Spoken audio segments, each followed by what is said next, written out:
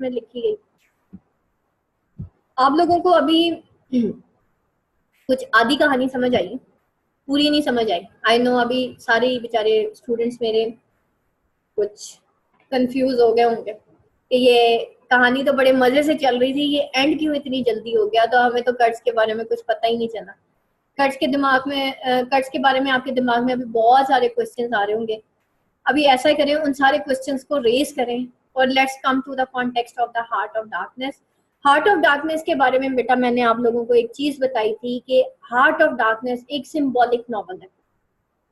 Modern novel में, Victorian novels में आपको हीरोज नजर आते थे, ठीक है, क्लासिकल में भी आते थे, लेकिन आपको मॉडर्न नॉवल के अंदर ये चीज नहीं नजर आएंगी। ये सारे जो है एक सिंबॉलिक नॉवेल्स हैं। तो इस वजह से इसका अगर आप कॉन्टेक्स्ट भी पढ़ेंगे तो वो आपको सिंबॉलिकली ही पता चल रहा होगा कि हार्ट ऑफ डार्कनेस बेसिकली किस चीज को डायरेक्ट कर रहा है। और दूसरी चीज, that is a story of the experiences of man, ठीक है, एक इंसान की अपने पर्सनल एक्सपीरियंस है, उनकी कहानी है, और जो उसके इनर कॉन्फ्लिक्ट्स थे उसकी कहानी। तो मॉडर्न नॉवल पढ़ते हुए एक चीज याद रखिएगा कि कहानी पे नहीं जाना, इनर कॉन्फ्लिक्ट्स जो है उनको नोट करना है।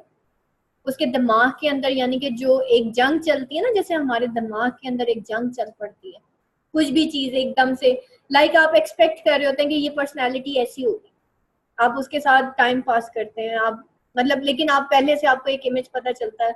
बाज लोगों के बारे में बुरा इमेज भी पता चल जाता है और वक्त गुजरने के साथ साथ हमें अंदाजा होता है कि ये तो बंदा वैसा नहीं।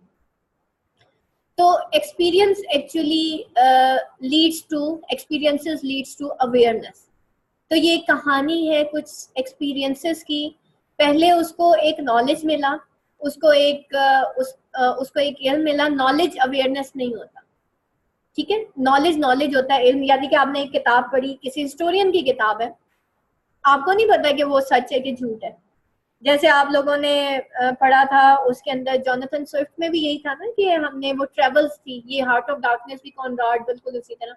तो जो जोनाथन स्विफ्ट में जो उसका प्रोटैगनिस्ट होता है, वो एक थर्ड जो वॉयज होता है, वो वहां पे कहाँ जाते हैं, लेगाडो में जाता है ना, आई थिंक वो लेगाडो में, या जो उनका थर्ड वॉयज होता है लपूटा में जाता है, ठीक है, और वो एक जजीरा होता है जो हवा में, उसमें वो एक जगह पे जाता है जो कि जिसको ग्लब ड्रब ड्रब कहा जाता है।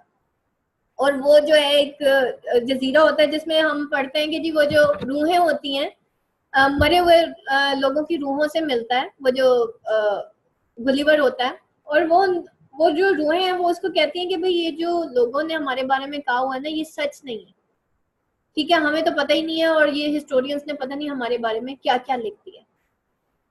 तो सेम मार्लो के साथ क्या होता है कि मार्लो को इल्म क्या मिलता है, उसके जहन में क्या होता है कि कॉनराड जो है वो एक बहुत अच्छा इंसान है, वो टैलेंटेड इंसान है। दूसरा उसके जहन में यही होता है कि जो ब्रिटिश है ये गए हैं वहां पे किस लिए, to suppress the savage customs, वहां की जो सेवेज कस्टम्स हैं, वहां की जो जालिमाना कस्टम्स हैं, उनको खत्म करने गए।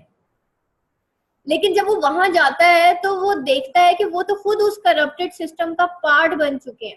वो जो यूरोपियंस वहां पे गए हैं इस नाम पे कि भाई वो वहां पे डेवलपमेंट करेंगे, वहां के लोगों की हेल्प आउट करेंगे, वहां के लोगों को एजुकेट करेंगे, वहां की इग्नोरेंस को खत्म करेंगे, उनको ये पता चलता है भाई ये तो सारे वहां जाके उस हार्ट ऑफ डार्कनेस में जाके सभी ब्लैक हो गए, यानी कि सब करप्ट हो गए और उस करप्टेड सिस्टम का पार्ट बन गए। बल्कि नॉट ओनली उस करप्टेड सिस्टम का पार्ट बन गए, बल्कि उस करप्टेड सिस्टम को अब वही खुद चला रहे हैं, वही करप्टेड मैन चला रहे हैं, ठीक है। तो अब देखते हैं हार्ट ऑफ डार्कनेस किस कॉन्टेक्स्ट में लिखी गई है। Context of Heart of Darkness. Conrad's works, Heart of Darkness in particular, provide a bridge between Victorian values and ideas of modernism. Like their Victorian predecessors, these novels rely on traditional ideas of heroism, which are nevertheless under constant attack in changing world and in places far from England. Women occupy traditional roles as arbiters of domesticity and morality, yet they are almost never present in the narrative. Instead, the concept of home and civilization exist merely as hypocritical ideals, meaningless to men for whom survival is in constant doubt. While the threats that Conrad's character face are concrete ones, illness, violence, conspiracy, they are nevertheless acquire a philosophical character. Like much of the modernist literature produced in the early decade of the 20th century, Heart of Darkness is as much about alienation, confusion, and profound doubt as it is about imperialism. Imperialism is nevertheless at the center of Heart of Darkness. By the 1890s, most of the world's dark places had been placed, at least nominally, under European control, and the major European powers were stretched thin, trying to administer and protect massive, far-flung empires. Cracks were beginning to appear in the system, Lloyd's War, and the wholesale abandonment of commercial enterprises all threatened the white men living in the distant corner of enterprise. Things were clearly falling apart. Heart of Darkness suggests that this is the natural result when men are allowed to operate outside a social system of checks and balances.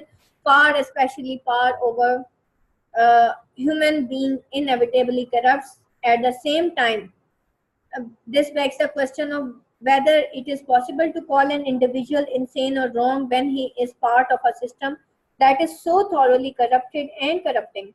Heart of Darkness, thus, at its most attract level, is a narrative about the difficulty of understanding the world beyond the self, about the ability of one man to judge another.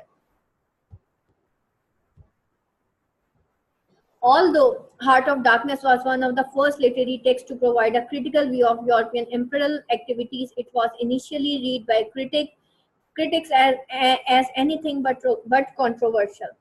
While the book was generally admired, it was typically read either as condemnation of certain types of adventurer who could easily take advantage of imperialism's opportunities, or else as a sentimental novel reinforces domestic values.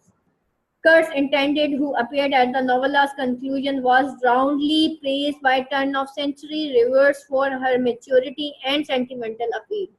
वो आखिर तक कर्ट्स के साथ जो है वो रहना चाहती थी, वो एंड तक कर्ट्स के नाम के साथ जी रही थी, उसकी जो मंगेतर थी.